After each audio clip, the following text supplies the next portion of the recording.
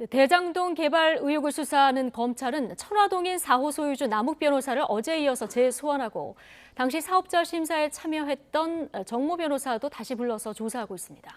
유동규 전 성남도시개발공사 기획본부장을 고리로 한 뇌물 배임 혐의의 보강 수사와 함께 당시 성남시장이었던 이재명 민주당 대선 후보 측의 직간접적인 개입 가능성도 확인할 것으로 보입니다. 검찰청에 나가 있는 취재기자 연결합니다. 나행 기자. 네, 서울중앙지방검찰청입니다. 네, 검찰이 휴일인 어제에 이어서 핵심 관계인 소환 조사 계속 이어가고 있다고요? 네, 서울중앙지검 전담수사팀은 오늘 오전 핵심 인물 가운데 한 명인 남욱 변호사를 다시 불렀습니다. 남 변호사는 휴일인 어제도 화천대유 대주주 김만배 씨와 함께 검찰청에 불려 나왔는데요.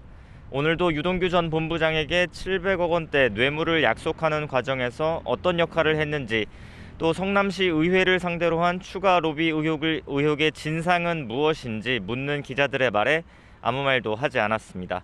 검찰은 일단 남 변호사를 상대로 보강 조사를 거쳐 유 전 본부장에게 뇌물을 약속한 혐의를 받는 김만배 씨의 구속영장을 조만간 다시 청구할 방침입니다.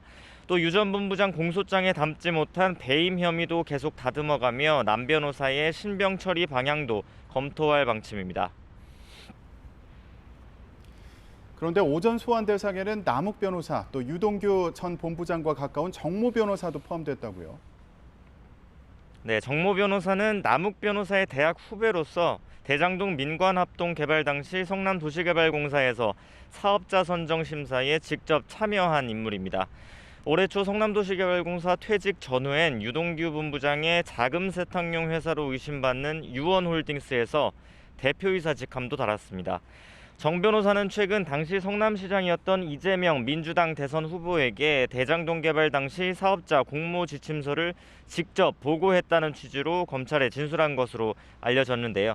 다만 오늘 검찰청에 출석하면서는 이 후보에게 직접 공모 지침서를 보고했느냐는 기자들의 질문에 그런 적 없다고 답했습니다.